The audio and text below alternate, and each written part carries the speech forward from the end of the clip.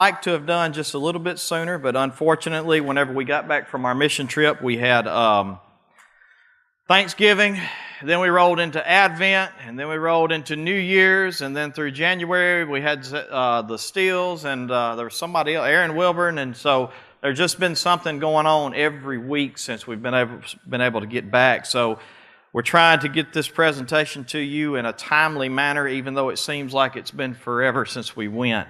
But we do want to give you an update on where we're at on our mission in Buena Vista.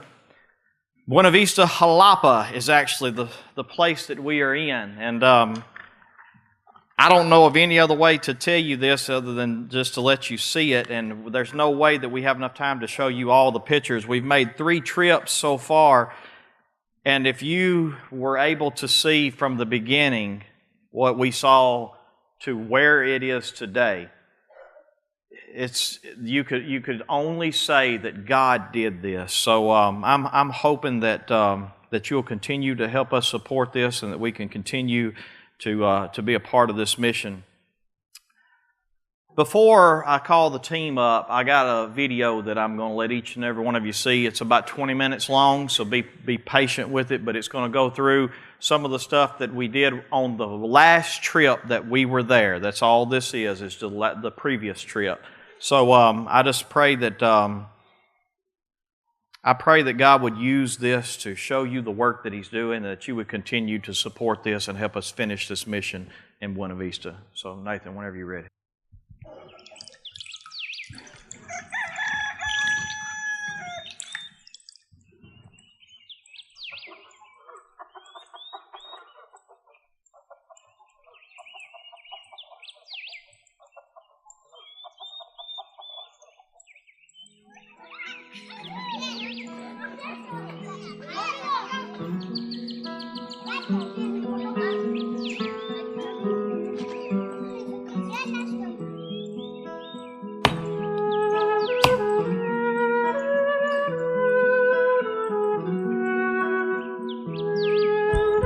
That was the last time that axe was used. Sean McKittrick broke it. Yeah, and that's our bathroom behind them. Yeah, you're welcome, Sean.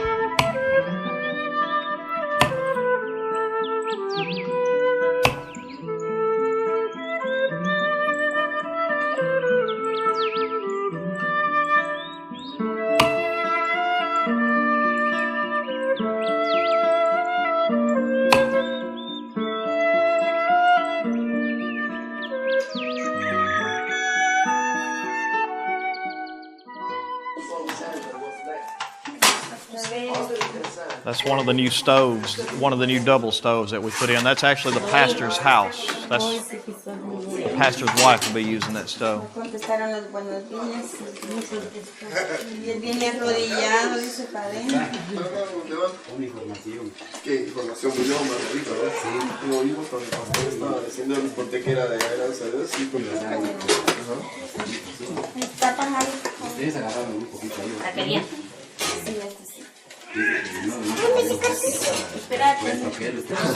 Está muy caliente. Algo tostada está. Y esa está. That's our breakfast, and I don't know what to tell you other than you just have to try it. Thank you so much for the food that these sisters have blessed us with. We ask that you bless us for our body and our body's food. We love you for it in Jesus' name. Amen. All right, so whenever y'all are ready.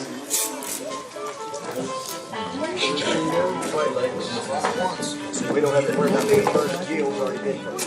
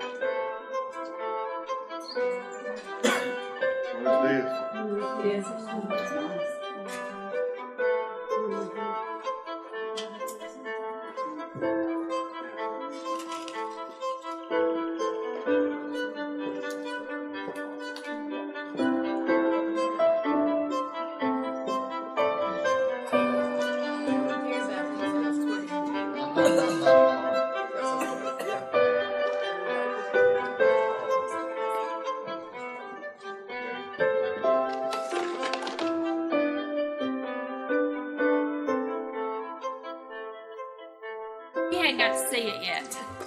Oh, we hadn't. He ain't got to go in to the altar call. He has. This house is not the one for sale, but the next one. Which one? Not this one, but the next one.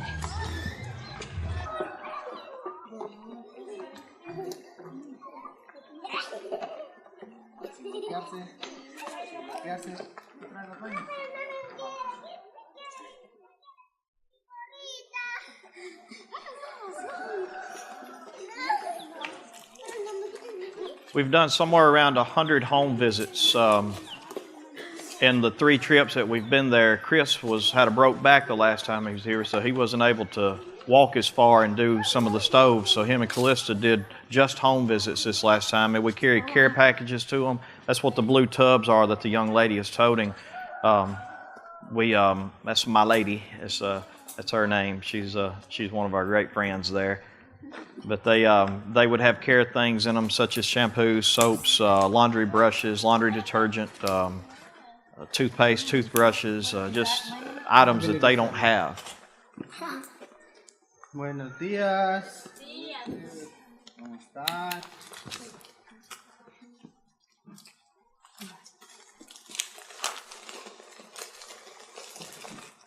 It says, "For God so loved the world that He gave His only begotten Son." Porque de tal manera amó Dios al mundo que dio a su Hijo unigénito, That whoever believes in Him should not perish, para que todo aquel que en él crea no muera, but have everlasting life. mas tenga vida eterna.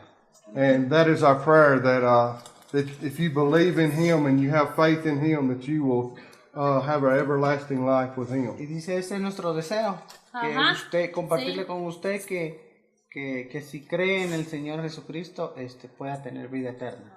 Creemos, pues. Psalm 27, that He is not far from each one of us. Pero también aquí en versículo 27, la palabra de Dios dice que Dios no está muy lejos de nosotros. It says, in Him we live and move and have our life. Dice, en Él nosotros movimos y vivimos y tenemos nuestras vidas. Sí, amén. Sí, amén. God is spirit, Dios es espíritu. and in Him we live and we exist. Entonces, en Él nosotros vivimos y existimos. Now, as far as I know, everyone here is believers in the one true God. Yo creo que toda la gente aquí son creyentes en Dios, en Jesucristo.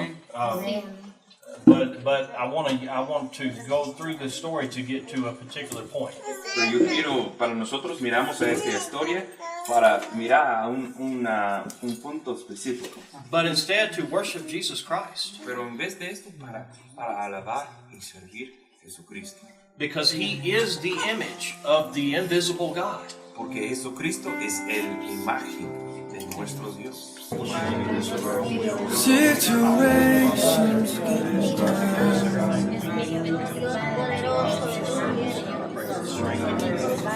your hand sustains my heart again. That young baby was very, very sick. They wanted us to pray for her. She was very feverish, and the next day we came back and she was better. There's questions and I ask why. I need you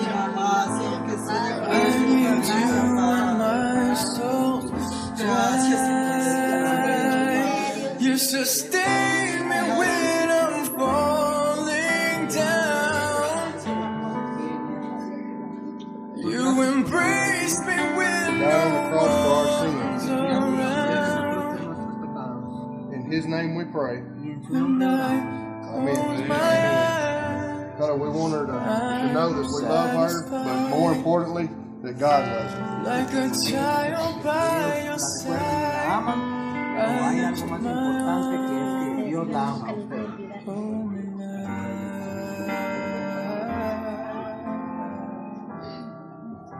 Gracias. God bless your way.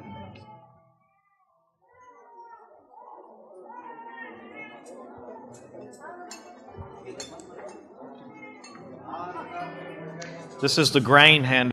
I do winter grains every year, and this year we did it just a little bit different. We tried to do it as a health fair. We measured and weighed all the children. There was 100 families, and all the children in those 100 families we actually measured and weighed. And every 2 weeks they come back and they get their next round of grains and rice. And we would weigh them and measure them again. And right now, Chris, I think what they say, they're gaining 3 pounds every week. The children are gaining somewhere around 3 pounds a week right now. Sun comes up, it's a new day dawn. It's time to sing your song again. Whatever may pass and whatever lies before me. Let me be singing when the evening comes.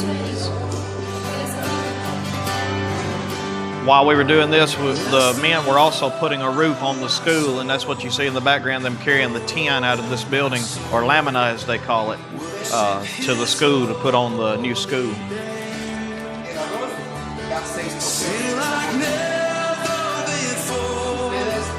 Oh, my soul, worship your holy name. You see the little kids with dum-dum suckers. You never want to run out of dum-dum suckers in Guatemala. Yeah, they had never had candy before until our first trip, and now we carry dum-dums every time we go. It's great, and your heart is kind. For all your goodness, I will keep on singing. 10,000 reasons for my heart to find. We're trying to establish other means of survival other than just corn. Corn is their main crop. So through this beans and rice and the grains that we give, we're trying to get them through until we can establish other means. And I'll talk a little bit more about those means that we're trying to establish in a little bit.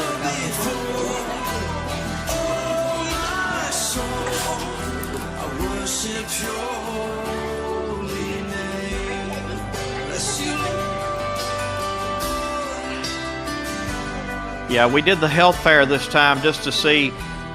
They're a poverty-stricken nation. When they get this, if they can sell it and they can get something to get by for just a little while, they'll sell all their seed and get by. So we did the health fair to actually see how they were using it and to make sure that we could help educate them and sustain them. This is Pastor Carlos from Gracias a Dios, the church that's been planted there. We gave each family 200 pounds of corn. Un mes 15 días. Y estoy agradecido primeramente con Dios, con ustedes, ¿verdad? Que vinieron a... They wanted to do this on the video. We didn't ask them to do this. They asked if they could say thank you to you. So this is personally to you. Estoy agradecida por la ayuda que me dieron por el día de hoy. Mi esposo trabaja en agricultura.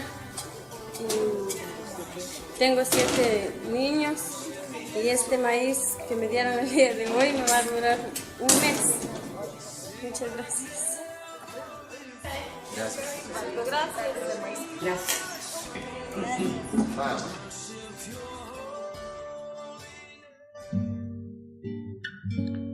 This is the installation of some of the new stoves that we put in. We couldn't be with everybody. We split up into 4 different teams and went 4 different directions. We only had one cameraman, so he would go with the team each day, so you're not going to see even a quarter of the trip, but you will see parts of it. You can see their old stove, or if you could, it was to the left of this one. Changes not thy compassions, they fail not. As thou hast been, thou forever wilt be.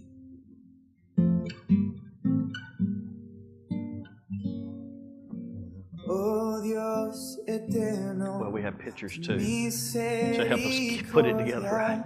Ni una sombra de duda tendrá.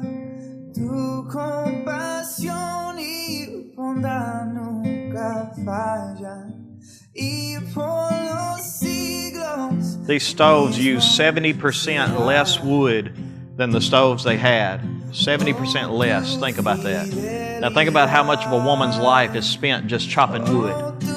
So to install a stove that uses 70% less wood, the other stoves are just open fires. All the smoke goes in the house.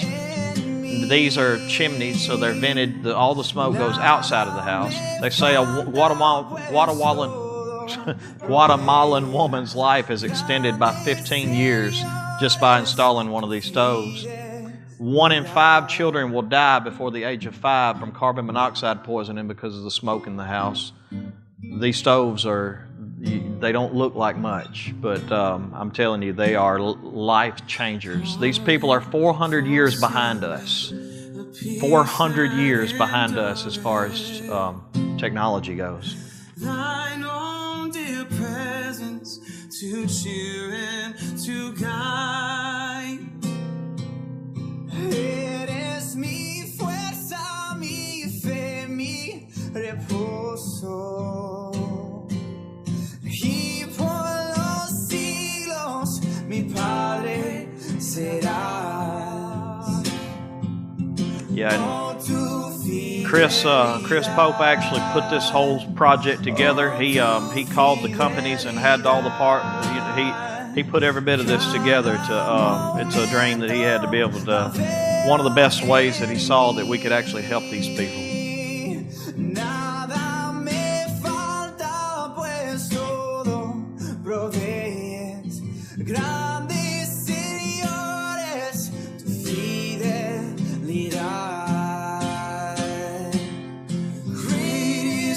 They've never seen popcorn before. Whenever I was popping the popcorn for them, it was just Jiffy Pop. I was popping it for the stove that I put in, and the ladies started laughing, speaking in Spanish, and my translator looked at me and he said, "They're laughing at you, saying, you can't pop corn. Corn don't pop. Those gringos can't pop corn." So that's the first time they've ever had popcorn in their life. They've never seen it or heard of it before. They were actually very skeptical of it. They didn't. Yeah, we were known as the gringos, white people. Loco gringos, crazy white people. They didn't know what it was. Yeah, once the kids tried it, they were all in.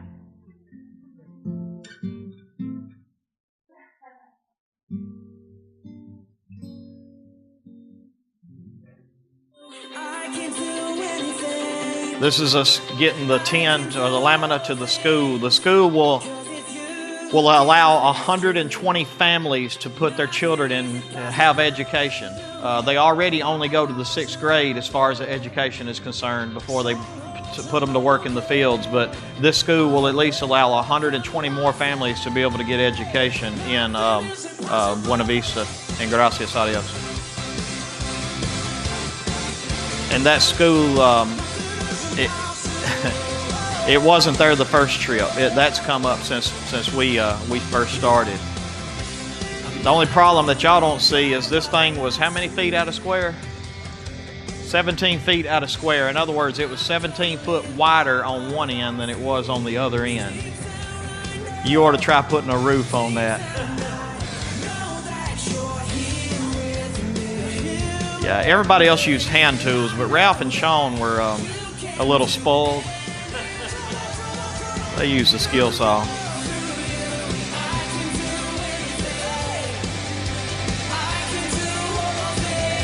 one of our hopes is to be able to come back and we want to finish this school. We want to be able to put a floor in it, a concrete floor in it. We want to put doors and windows in it, and that's something that we're looking at for the next way that we support this. Yeah, and actually Burtco, where Shirley Smith works, actually we just shipped yesterday a pallet full of school supplies, pencils, erasers, notebooks, notebook papers, just and they don't have any school supplies unless they have something like that. So that was a huge donation for them. It didn't go that fast, I promise. Yeah. That's the school teachers. The school teachers actually came in from Jalapa because they volunteered. This was Sean making up games for the kids. One of the things we want to do is we want to develop relationships with these people. These are people to be loved. These are not projects that we're trying to complete. So we love on these kids and we love on these people. This time when we were leaving, these children and all of the adults were outside crying their eyes out when we were leaving. I mean, you could tell the relationships that had been developed 3 trips. When we first came in here, we were the only white people that had ever been in here other than 2 minors. And we don't really know for sure what happened to these minors, but they disappeared. Now when anybody, they say another mission team tried to come in there this time and they didn't know them. We're the only ones that they trust. We're the only ones that they'll let come in. They ran the other ones out. Kickball. They never played kickball before. This is something that Chris and Sean and several of them went down and taught them.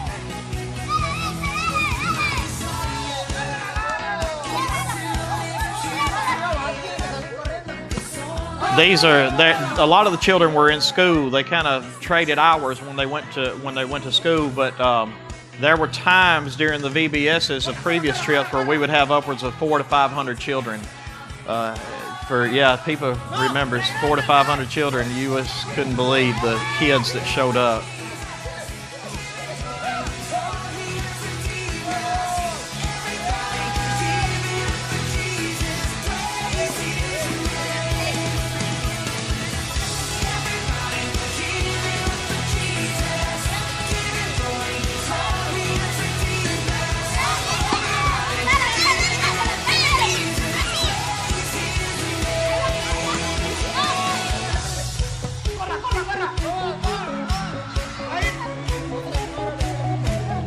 You know what blessed my heart most about this is these team members that we take with us, you didn't have to tell any of them what to do. Like Chris, even though he had a broke back, him and Calista didn't sit at the church and go, well, we can't walk, we can't go down here, we can't put in a stove.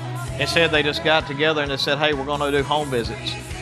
Chris is not a preacher. He's not a Sunday school teacher necessarily, but yet he just stepped up and he said, you know, I'm going to go to these houses. I'm just going to tell them about Jesus. And that blessed my heart. And Sean, he didn't have no idea what games he was going to play. He just made up a game. He said, kids, come on, let's play games. And he'd make up a game. Duck, duck, goose. Yeah, when we left, Sean had taught them duck, duck, goose. And when we left, there was one sitting in the corner by himself practicing. Sean heard him over there going, duck, duck, goose. He's just all by himself. He was practicing. He was getting ready for the next game.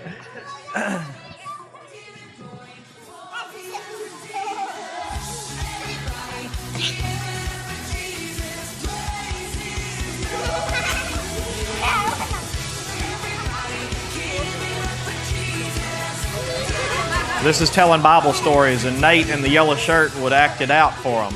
That's Brian Dodge from Solid Rock. He was one of the team members that went with us telling the Bible story, and Nate would act the Bible story out for the kids. That's Davis, one of our translators.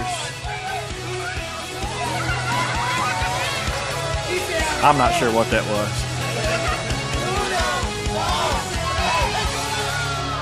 That may have been David and Goliath. That's right. Yeah.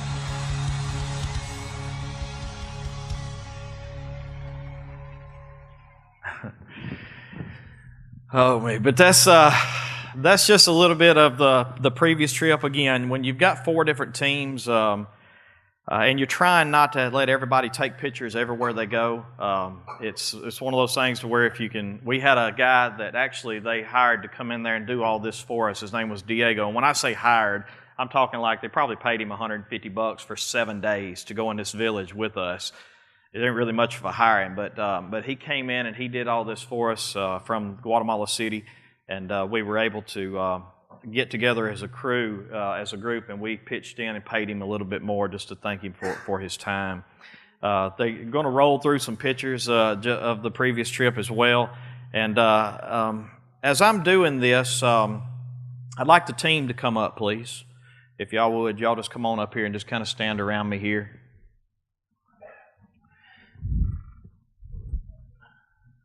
We're not going to be much longer, I promise, but I do want to share with you just a little bit about what we've already been able to do, and I want you to understand this is only through the grace of God. It would blow your mind if you had any idea what has been done in this place from the beginning until now, and you would look around at a small church like this and go, how is that even possible? And the only answer I have for you is this truly is a dream so big that only God can do it. And now when we come back and we're able to actually talk to you and show you the things that God is doing and has done, you know that only He can receive the glory for it. But we've done somewhere around 100 total care packages, I think 100 total home visits from the beginning, and there are 350 families in Buena Vista, somewhere around 200, I think, in Gracias a Dios, which is down the mountain from them. The good Lord has established a church in Gracias a Dios that is somewhere around 20 to 25 members, and our last report was that it is still going strong. They are in coffee crop right now, so they have temporarily suspended the services while everybody's out because they have to actually leave to go out to work. They don't get to stay in their village. And but he said everything is going strong. As soon as the coffee crop is over, they come back together and the church is established again. So we were able to install. We put in actual 11 ourselves, but we went ahead and sent 2 over before we came. So it was Nate 13. and other missionaries, they put in 2 themselves. So a total of 13 stoves was installed while we was there, and we left enough money for them. They've ordered 20 more stoves, so they're going to be putting them in. The actual company is coming in, and as soon as they get back from their coffee, the company is coming in, and they're actually going to train them on putting the stoves in as well, just as a refresher. So that's a ministry. What we want to do, we're trying to yoke up with this church in Buena Vista. And we're trying to do everything through this church so that when the community sees this coming in, they don't just see that the Americans have came and they did this or they did that, but instead everything has to go through this local church. And so they see that this local church is what is actually showing the love of Christ to their community. So that's just going to be a great ministry that will keep going as long as we're able to be a part of that. And again, those stoves, they're just a great ministry. We were able to do winter grains the last 2 fall trips that we took. We were able to do, I think it was 200 pounds of corn for 100 families, 100 pounds of beans for 100 families, and then 50 pounds of rice. I'm not sure on the number of rice, but it's a medical rice, and it's full of nutritions and everything, and they're actually getting another, Nate talked to me last week, they're getting another round of rice brought in there as well. So yeah, because actually the church is giving it out, I think, every 2 weeks, I think. They have to come back and they get their next investment. And let me explain something to you, and Chassie could probably tell you a little bit more about this from the first trip. There's going to be about a month to 2 months out of the year that they will have absolutely nothing. The only way they had anything, and I think it was you that was in this one house that had a basket of molded tortillas. That's what they had. And come to find out, what they were doing was they had cooked up these tortillas and they were rationing these things out to get through this 2 months that they had to get through because of either drought or because of The weather sometimes comes through and destroys their corn crop.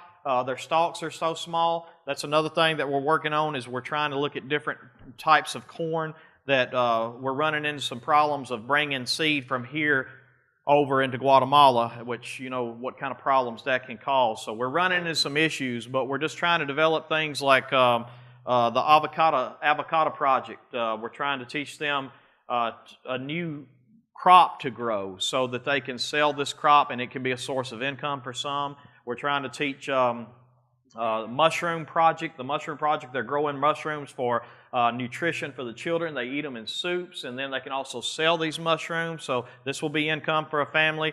Beekeeping, we've had some setbacks. Somebody poisoned all their bees. So somebody poisoned their bees and actually stole a lot of the avocado stuff. And this is a poverty nation. This is what this is. These are things you're going to deal with. But we're able to recover from that, and they're actually, from the last talk that we had with Nate, he said they're actually beginning to recover pretty good from the bees being poisoned and the avocados being stolen. So, yeah. The mushrooms, it was really, the second trip was going really well, but like Kevin talked about, the corn harvest was so bad, and they actually used the corn cobs. And they get in there and the corn cob rots, and that's what the mushroom grows. So when they don't have corn, they don't have cobs. So that's one of the step backs that they had is no corn cobs. So, but that's those are just a few things we're working on. There are others. That if you can get on the website and look at some of it, you'll see some of the goals and some of the things that we're trying to accomplish over there. We have seen somewhere around 25 to 30, somewhere in there, salvations. I want to say it was 25 the second trip. I want to say we had a few the first trip and then a few the third trip. So I can't remember exactly how many, but we have had great success at sharing the gospel and seeing people come to know Christ as their Savior. So again, we have two goals here. We want to go over here and meet their material needs. We want them to have Jesus said, I was hungry and you gave me a drink or you didn't give me a drink. I was naked, you clothed me or you didn't clothe me. I was hungry, you fed me or you didn't feed me. So there's no doubt that God is concerned with our physical needs. We don't just want to go over there and just be all about Jesus Christ and then say, bless you, be warm and be filled, and then go home. We actually want to go over there and help these people as much as possible. So with that, and then also having the spiritual mindset of establishing these churches, supporting these churches, teaching these churches. We go over there and I spend a lot of my time teaching with these churches. I teach personal evangelism, conflict resolution, just different things that are going to be good for them that they're going to run into. And so it's been a great time of developing relationships for them as well. Again, the school, I told you about that. Education for 120 families. And then we've also been over there putting new roofs on houses. You might hear in the slideshow there pictures on there of an old roof that we took off, and you can see the fire that they used for the stove and how all the smoke charred up on the inside of the house. That's where all the smoke went. And now by putting them stoves in, you put new roofs on, and then also the smoke goes to the outside. So there's just, you can imagine all the... We can't stand in the houses with the stoves where the smoke is coming in. I've tried to stand in there and it will choke you to death. And these people live in it. I mean, this is just normal life to them. So you can imagine that the statistic that says 15 years can be added to the woman's life, I believe that. Probably better than that, I would say. So again, that's just a great, great tool. We have so many things that we want to be able to do while we're over there, but I'm not going to take up any more time with those things. Just very quickly, some of the goals. We want to continue providing care packages, soap, shampoos, conditioners, hair, laundry detergent, scrub brushes for laundry, toothbrushes, toothpaste, hairbrushes, washcloths, things that you have just sitting in your extras in your bathroom closet. We just want to get them one or two, and then just keep providing these things for them. We want to provide clean water for them. Hopefully the municipality, I'm going to say from Jalapa probably, is looking at, again, bringing water into them. If not, we have a very high goal of being able to get water to them ourselves, which, just to be honest with you, is an estimate of somewhere around $130,000 to get water throughout this village. But again, a dream so big that only God can do it also means that all the glory goes to Him. So, but hopefully, Lord willing, this municipality is going to do this. There have been promises made before that have never been kept. We're hoping maybe this is the one that we're praying for that will actually go through. We want to be able to continue to provide stoves, provide grains. We want to keep doing this until we see that they have come to be able to establish and not just depend on the corn, but they have other means of survival. So again, we have goals that we're trying to establish. These are the prayer doll classes that you saw up here just a minute ago. They were the prayer doll classes that through the landslide there were 300 people? How many? I think there was 300 kids? 500 families that was in the mudslide. But the week before we was getting ready to leave, Nate sent a message and he said, you know, the prayer dolls that y'all sent last year, which we decided not to send because we weren't going to do a lot of home visits. It was mainly this trip was going to be construction work. So we decided not to do any prayer dolls. He sent a message. He said, can you get some prayer dolls? Because we've got, I think, if I remember correctly, 500 families displaced from the mudslide. So we made some calls, and you see the pictures. We carried 300 prayer dolls over there.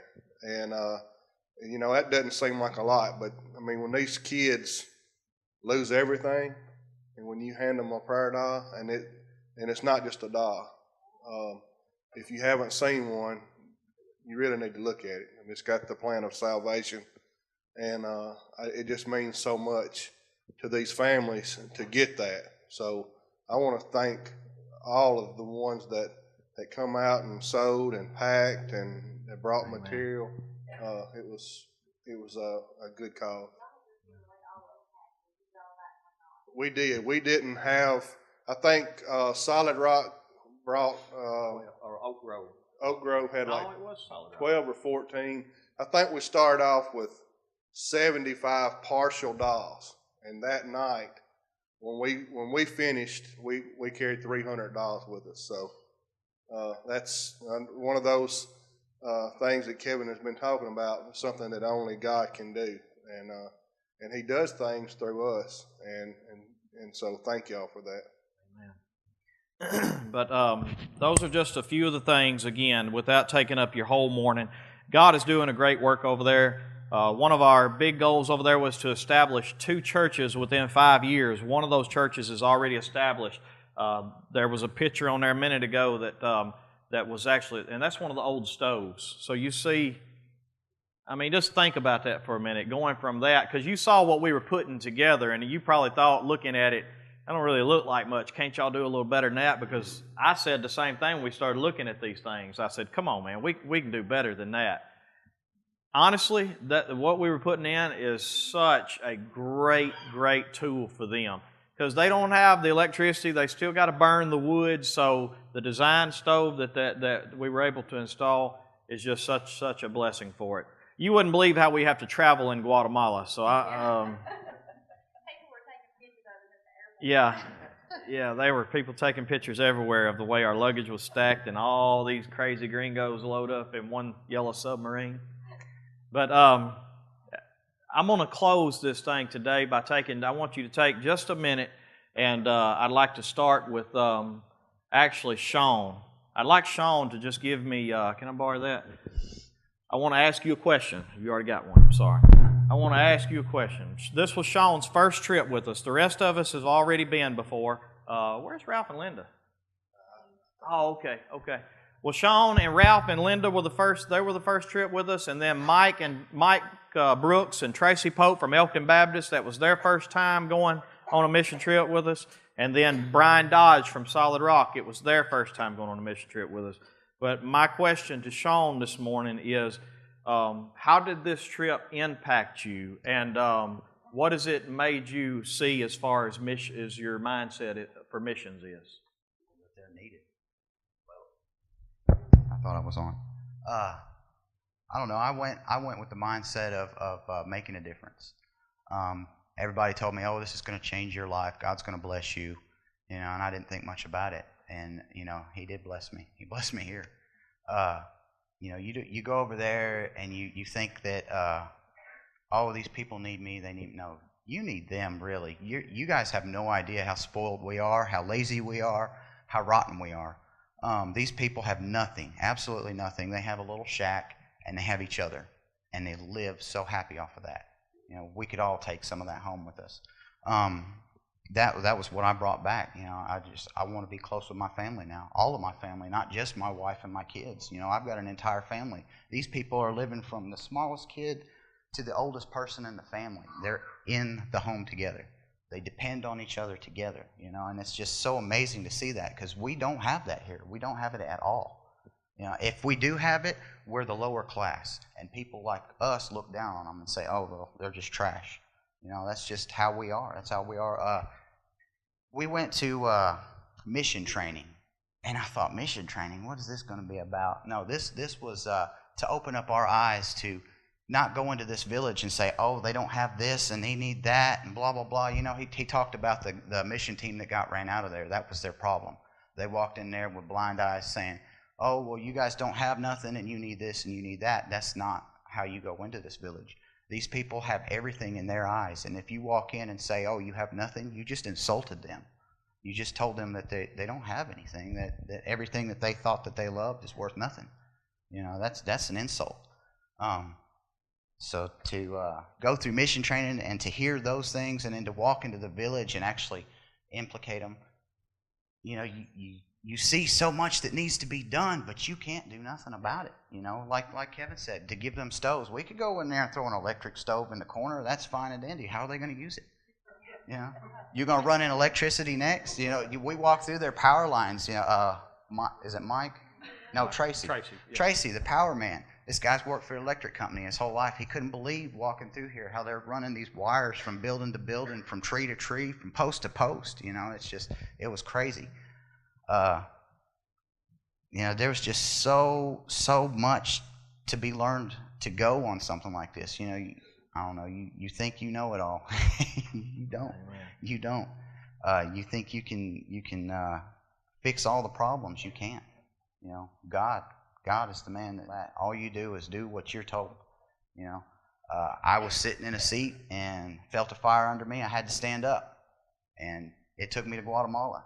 And Callista was doubting how good I was going to do with games, because I didn't have nothing but cones and a whistle. I went over there and made some stuff happen, and I got 20 kids. I can only speak maybe 10 words of Spanish. I got 20 kids grabbing my hand, pulling me down to this field that they call a soccer field that ain't a soccer field. And I'm thinking to myself, what am I going to do when I get down here? God made it happen. I taught them 7 games, y'all. Games that they didn't know that they could play with nothing, I can't wait to go back and hear Duck, Duck, Goose.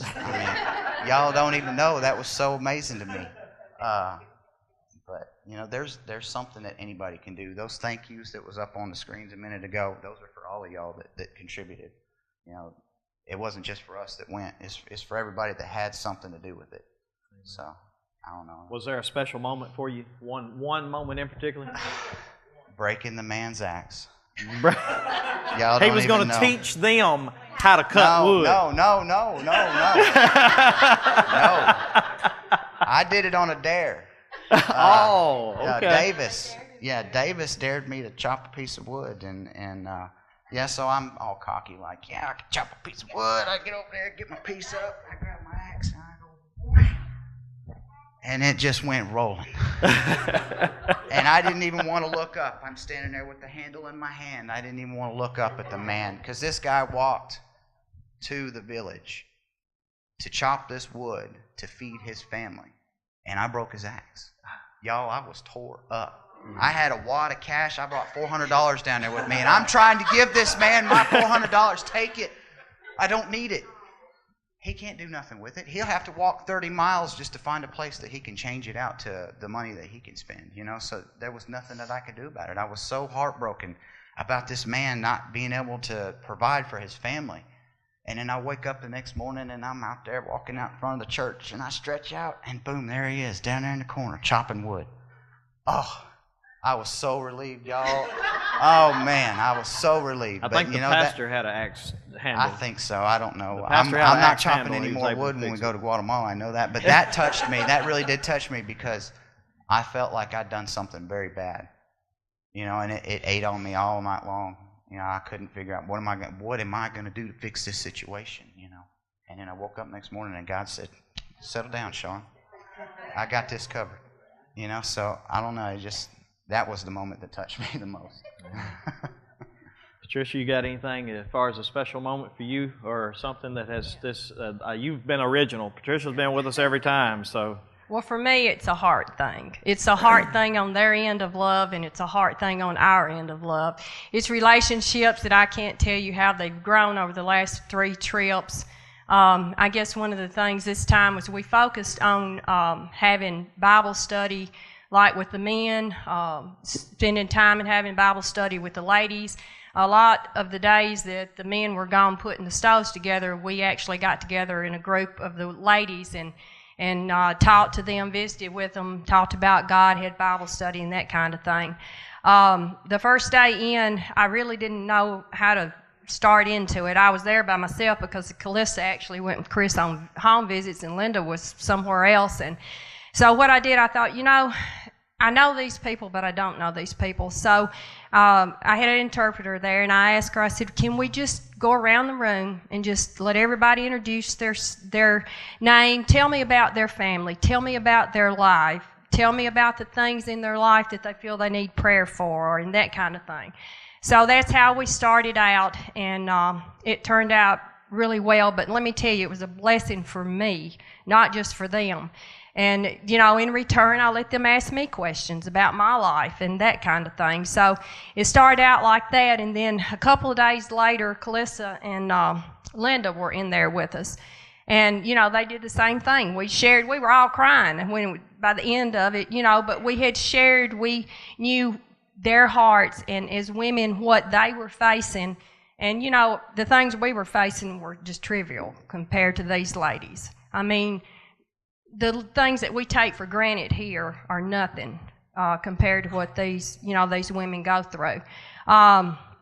One of the things that I had to sort of laugh about, the second trip I spent time in the kitchen with the ladies, and so the last day when we started to leave, I was going through the food line, and one of the interpreters said, she says she's upset with you. And I looked, I thought, what have I done? How have I done something to her?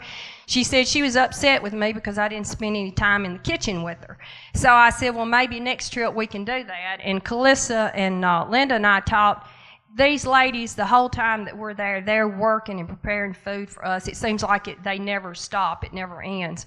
And so we're hoping that maybe in the next trip or two that we go on, that we'll be able to fix a meal for them and to do for them and give back to them some of what they've given for us. But when it's all said and done, it's the relationships you build. That's it in a nutshell. And I can't explain to you what a blessing it is. It's like Sean says, you think about what you can do for these people, but these people will do great things for you also. Amen.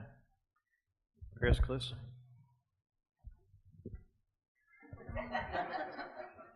I guess mine would be the kids.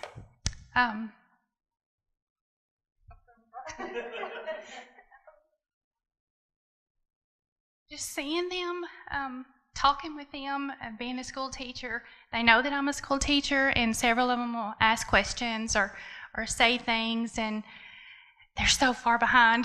And I tell Chris all the time, if we just go over there, I can teach them something. I can teach them math, you know. We went to a little store and was going to buy Santos some more shoes. And there was this little girl in there, and how do you think she was? About 8. And she runs a store, you know, by herself and stuff. So I keep telling Chris that, you know, my math skills will come in handy over there. But, you know, these little kids, they work from sun up to sundown until we get there, and then it's like they let them come and stay with us. Be in prayer for Santos and her family. Chris and I begged to get her in her bag and bring her home, but actually one of the missionaries is probably going to try to adopt her and her brother and maybe let them go and live with them in the village, in the city. Just pray for her. Yeah, Chris and I were really talking, and one of the missionaries was going to help us try to get her a birth certificate and try to get where she could come with us. And we had been praying about it, and we asked him to really pray about it. And we were sitting there the last night, and he said, we'll get this together. You'll have to come back. We'll go to the city. We'll have to start off, And we were sitting there, and we had chicken the last night. And Santos had been with us. Her and my lady had been with us, Chris and I, every step we went up and down the hill. So we packed us water. We packed them water. We packed them snacks. And they started letting them eat supper with us. And we were sitting there, and we had a chicken, and I'm talking about chicken leg. It wasn't very big. But Santos was, she was tearing it all up. And she got all the way down to the bone, and she sat there, and she was in Chris's lap. And she started, just gnawing that bone. And I told Chris, I said, is she eating that bone? And she looked up at me like she knew what I was talking about, and she just did it again. just bit right into it. And I was like, no, she can't eat a chicken bone, And he tried taking away from her, and the missionary came over there, and he was, it was like trying to take food away from a dog or something. She was fighting him, wasn't she? She was giving him, and just, they're hungry, and they're, just pray for them. Oh, yeah, we gave her some clothes, and Chastity sent some stuff, and I sent her a blanket that one of the girls had, and the next morning we got up, and she had been up. I was wondering where she was at. Normally, she's like right there. As soon as we don't even get out of bed. If the church door is open, she's over our bed, looking at us like, are y'all going to get up? But, and so that morning we got up, and I couldn't figure out where she was at. And she finally come lollygagging in, and she had this, I don't know what it was, this little bag thing, and it was full of apples. And she had picked apples for us. To thank us for giving her stuff. Yeah, that's all she had to give us. We couldn't eat them, but they boiled them and made us. Sean ate one. Well, Sean ate them, but he wished he hadn't. And by the way, if any of you ever plan on going on one of these trips with us, we warned Sean, don't eat that fruit. And you know what he did? He went. And you know what happened to him?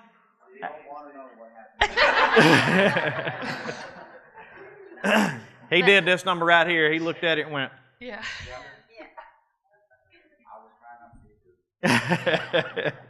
But we have been praying for a place over there, and we fell in love with 2 different houses, and one of them was the medical center. And so one of the pictures you heard me talking hadn't got to go in there.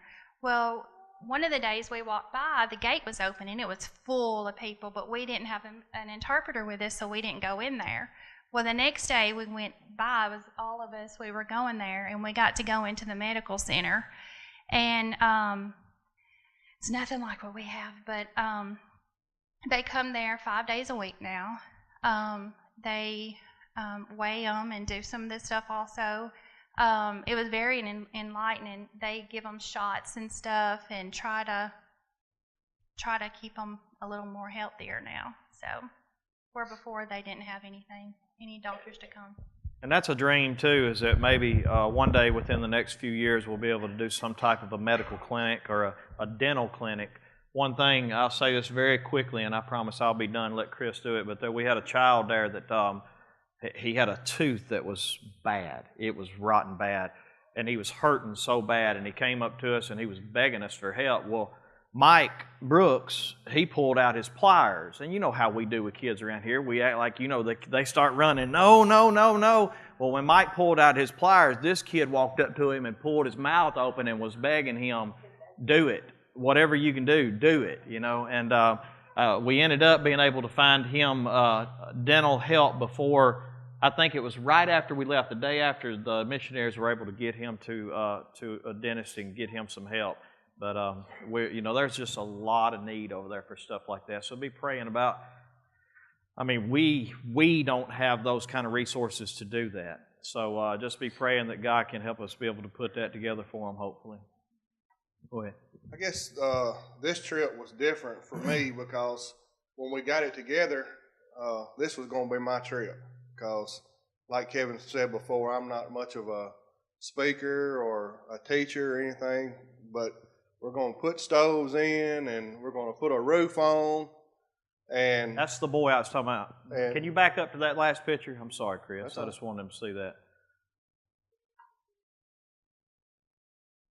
If you can. If you can't, don't worry about it. Anyway, you would have seen him. It'll go through again. Just keep going. But he's sitting there with Mike with his mouth open, trying to get him. Go ahead. So I said, this is going to be my trip. I go over there and I can do hands-on physical work and we had planned everything, about getting the stoves and how to install them. But when God calls you to missions, all He wants you to do is be obedient, and He will change your plans. He changed my plans. My accident, I wasn't able to go do any of the physical stuff that I wanted to do, but going into these homes and just showing them God's love, I can't describe it to you. And it was a life changer for me. And I realized, because I actually didn't, the day before we was getting ready to leave, I didn't think I was going to get to go because of my back stuff. But anyway, God worked all that out, and it was a life changer. One of the ladies was washing her clothes on a rock, and it makes you appreciate your washing machine, because I tried to do it, but I tried several times. She kept saying I was doing it wrong, but we take a lot of things for granted. But again, like we said before, when they wanted to do that thank you, that was for y'all. It wasn't for us. It was for the ones that have gave so much materialistic, but man, your prayers, they know that this church prays for them. They know that, and that's what that thank you was for. And we want to say thank you for all of your. When we got back to the city, and we saw the videos every night of y'all right here. I can't describe the feeling, but prayer works. It works, and we thank you for that. They thank you for that. The thing that gets me is the spiritual warfare that's over there. I'm not going to go back into the details of it, but we had a rough second trip, very rough. It was very hard, and the devil was doing everything he could to run us out of there. I can't even begin to explain to you some of the things that we were facing. This time, when you come into Buena Vista, there's a cross that marks the point that goes into Buena Vista now. We were coming in down this road, down the mountain into Buena Vista, and when we got to that cross, literally to the cross, Nate, the missionary, said, "Welcome to Buena Vista." And as soon as Vista got out of his mouth, all the power, because there's only a little bit of power that gives you a little bit of light. And when there's no light in this place, there's no light. It's pitch black. You can't see anything. And we pulled into the city, and Nate said, "Welcome to Buena Vista." And all the power went out. And for 3 days, when the power goes out there, you're down for a while. And there are a lot of things that we do over there that we need just some power to be able to make it a little bit easier on us. And But it's an amazing thing to me to watch how God can take and He can overcome all of that. He brought us through so much over there, and these terrains that we walk. Ralph Harwell, all of y'all in here that know Ralph Harwell, you know he's a very energetic person. Can climb, do anything. He takes a trip to Gracias a Dios to install a stove. By the time he gets back that evening, because they walk, and it's a long walk, and by the time they get back that evening, Ralph sits down at the table, and he don't say anything to anybody. He lays his head in his hands, and he goes to sleep, and he stays there for the next hour. When Ralph Harwell does that, I promise you, this is some rough stuff. And so just to have the strength to be able to do what we're able to do is just an amazing thing, just to see God work. Thank y'all so much for your love, your support in this. We're still working on at least 3 more years in this place, maybe more. Just going to see how the goals go. Please keep supporting us. Please keep helping with this. Most importantly, keep praying for these people. And, Sean said something a minute ago. We are spoiled. We are. But whenever we go on a mission trip, I beg them, don't come back, start looking bad at all the rich Americans that have everything. It's not. Yeah, it's hard. It's hard to do. But listen, here's what we need to be able to do. We need to be able to recognize, the only difference between you being born here and them. How come you live in a house with a clean floor? You see them sweeping their dirt floors? Why do you get to live, have the education you have, grow the crops that you grow, go to the markets that you go? Why do you get to do what you do and live the way you do? And how come they ended up where they are? What's the difference? Did God look down and say, "Oh, I like you more"? Undeserved mercy. Grace of God. That's the only difference between us and them. And I want you to remember, you can go home and look it up. Genesis chapter 12. Here's what God told Abraham. He said, "Listen, Abraham, I'm going to bless you. You are going to be a great nation. I am going to bless those who bless you and curse those who curse you." And then he says this, "And through you, all the nations of the earth shall be blessed." So why did God give Abraham the blessing that He gave him? He said, through you, all the nations of the world will be blessed. Only thing I'm asking you to do is not feel guilty because you have and they don't. I'm asking you to recognize that by the grace of God, you do have and many others don't. And so when you have opportunity to bless others, I pray that you take advantage and bless others. Thank y'all very much. Keep praying for us, praying about the next trip. Maybe you'll be the next one to go with us. If you have an interest in that, let me know. I'd love to talk to you.